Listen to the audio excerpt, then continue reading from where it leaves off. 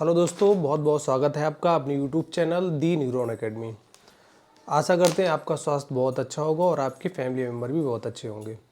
तो आज एक नए वीडियो की शुरुआत करेंगे हम लोग। आज जो आपका वीडियो है वो मेडिसिन्स पे नहीं है, ये आपका एक अवेयरनेस है, जैसे जागरूकता हर एक पर्सन के अंदर होनी चाहिए, तो उसको रिलेटेड हमने वीडियो बनाया है।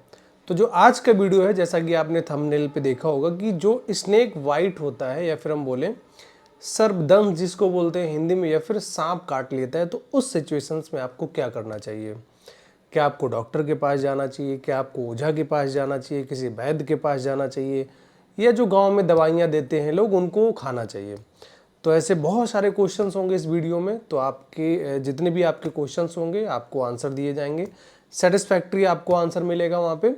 तो बहुत सारी चीज़ें हैं, लाइक जब स्नेक बाइट करता है, सांप काटता है, तो आपको क्या नहीं करना चाहिए, क्या करना चाहिए, कौन सा सांप है, कैसे पता करेंगे पॉइजनस है फिर नॉन पॉइजनस है। तो ऐसी बहुत सारी चीज़ें वीडियो में वो लोग डिस्कस करेंगे। तो सबसे हम शुरुआत में डिस्कस करें कि जो स्नेक बाइट होता है, जिसको हम सांप बोलते हैं, पूरे अगर ग्लोबली की बात करी जाए, पूरे वर्ल्ड की, विश्व की बात करी जाए, तो लगभग 70% जो आपके सांप हैं वो नॉन पॉइजनस हैं। 100 में 70% जो मात्रा है वो जहरीले सांपों की नहीं है, उनमें जहर नहीं पाया जाता है। 70% जो आपके सांप हैं वो जहरीले नहीं हैं। रिमेन जो 30% का रेशियो बचा है, 30% का बचा है, उसमें आपके जहरीले सांप आते हैं। मतलब जो मेजोरिटी में है वो नॉन पॉइजनस है, उनके अंदर कोई जहर नहीं मिलता है।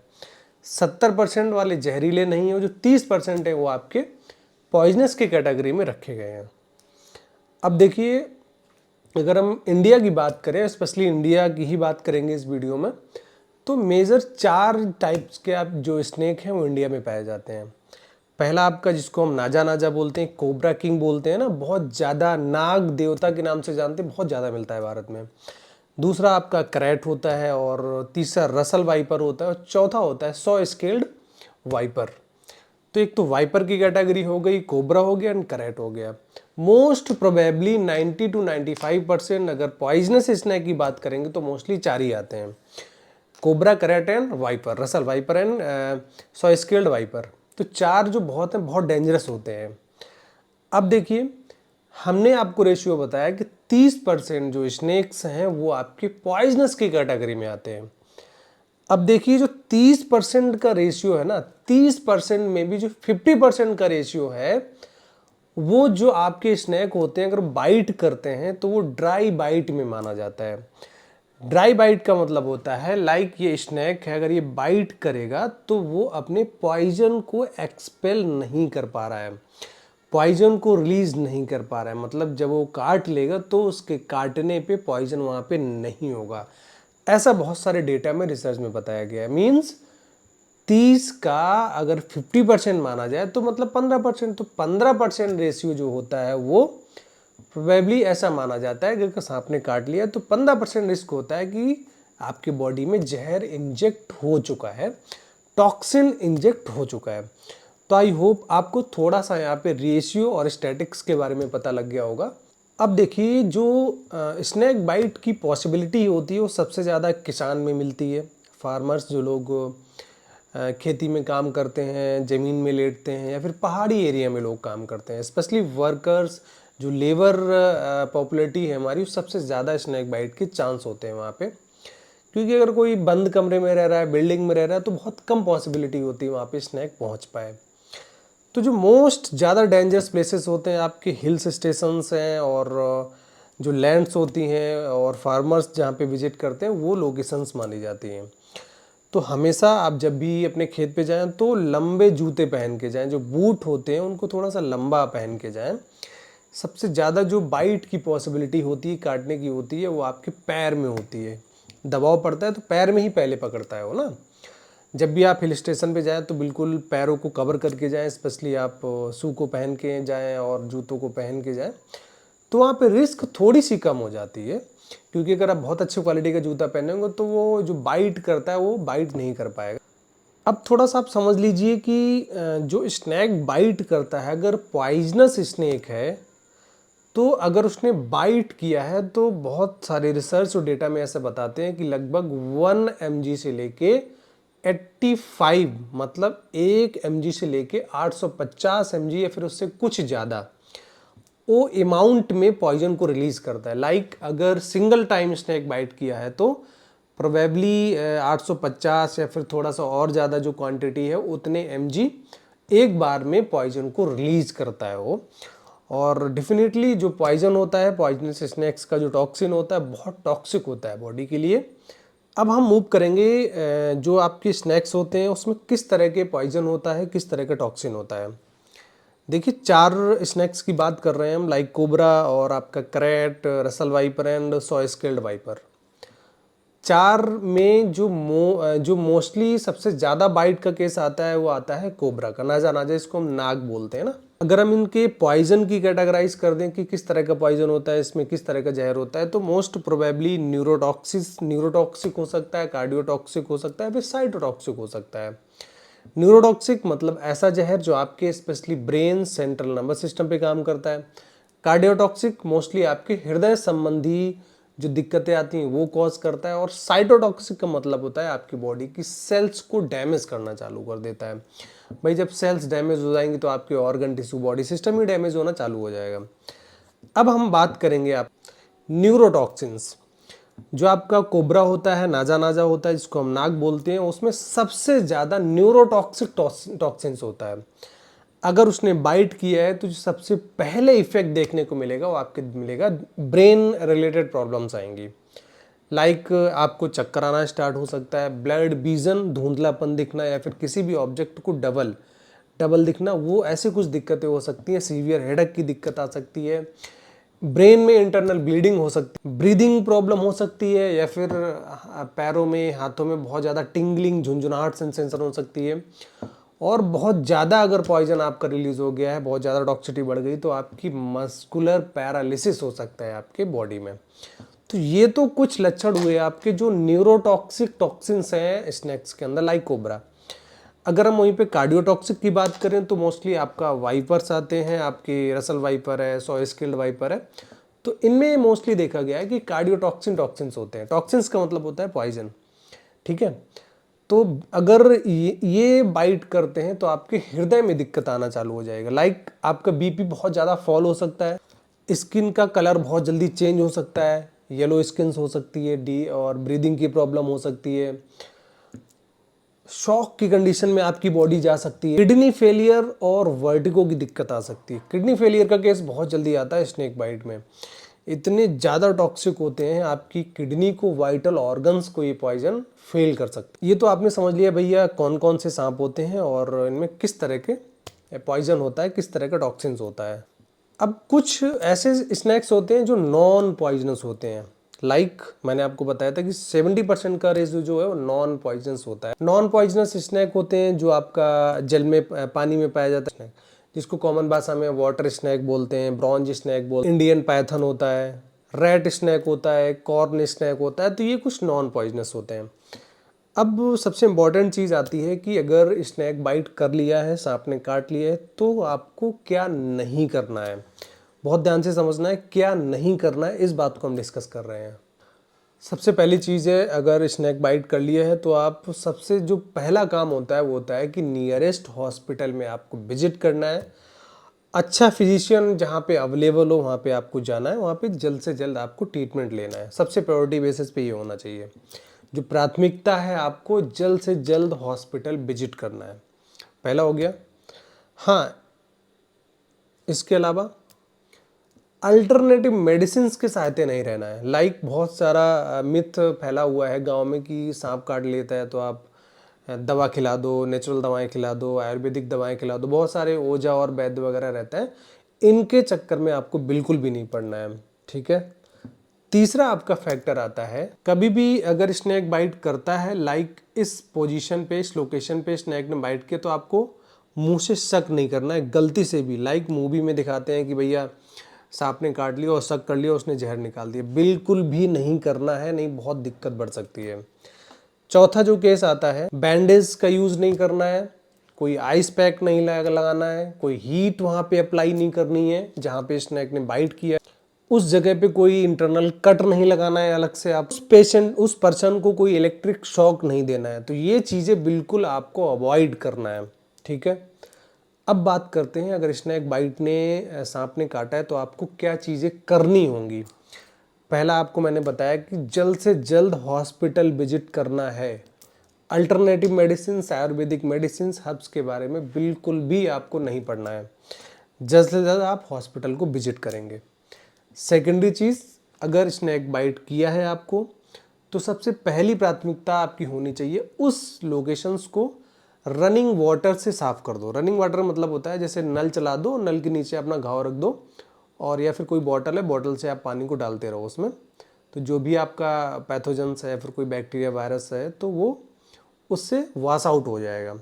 सिंपल सोप होता है, डिटॉल होता है, उससे आप वॉश कर सकते हो, ठीक है। एंटीसेप्टिक भी अप्लाई कर सकते। नेक्स्ट जो इम्पोर्टेंट फैक्टर है कि जब भी स्नेक बाइट करे, लाइक अगर आपको स्नेक बाइट हाथ में किया है तो उस हाथ में मूवमेंट बंद कर देना है। लाइक आप जो लकड़ी के डंडा होते हैं दोनों तरफ, एक डंडा इधर, जैसे मान लो ये पेन है हमारे पास तो एक पेन इधर बांध लिया और एक पेन इधर, और हमने रस्सी से इसको बांध दिया, मतलब इमोबलाइज कर देना है।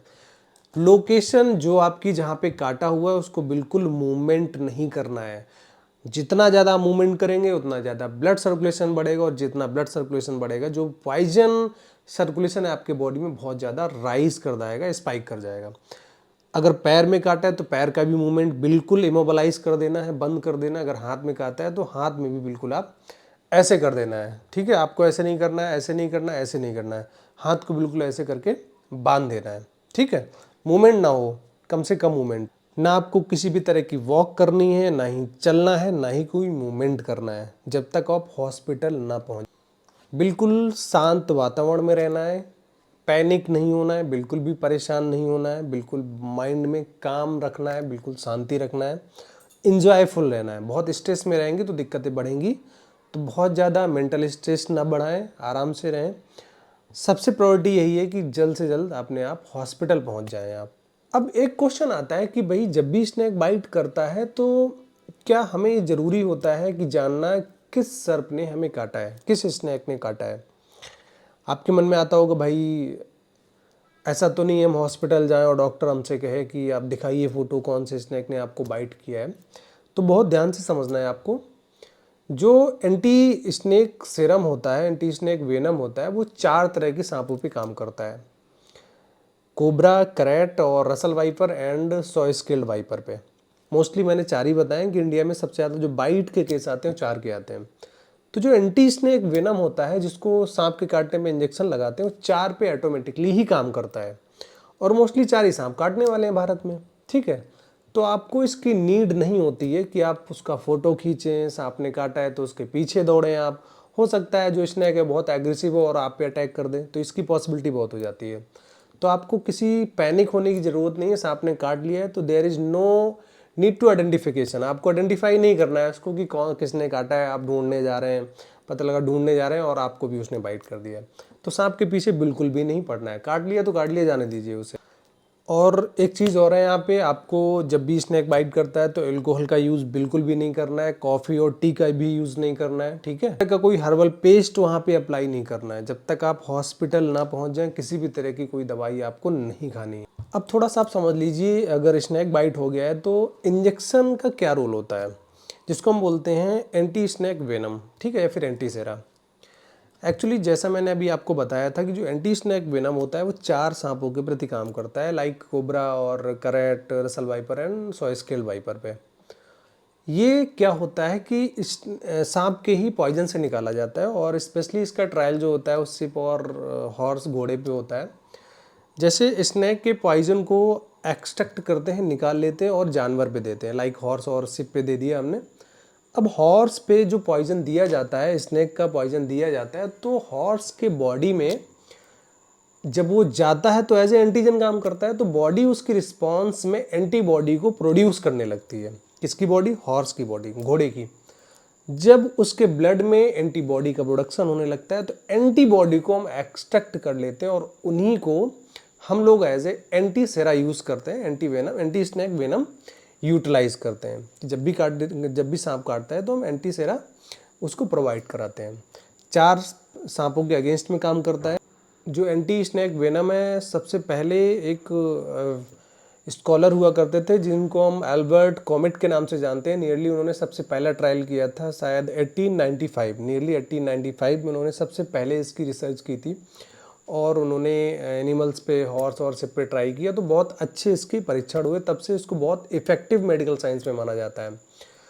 और जब भी आप एंटीसेरा या फिर इस इंजेक्शन को ले लेते हैं तो जो डेथ रेट है बहुत कम हो जाती है, नेग्लिजिबल हो जाती है। अगर आपने इंजेक्शन ले लिया है तो मरने की जो पॉसिबिलिटी है बहुत लीस्ट है, बहुत कम है। इसलिए मैंने बोला जब भी आपको स्नेक बाइट हो तो आपको हॉस्पिटल विजिट करना है। किसी ओझा तांत्रिक के चक्कर में नहीं पड़ना है, कोई हर्बल मेडिसिन के चक्कर में नहीं पड़ना है।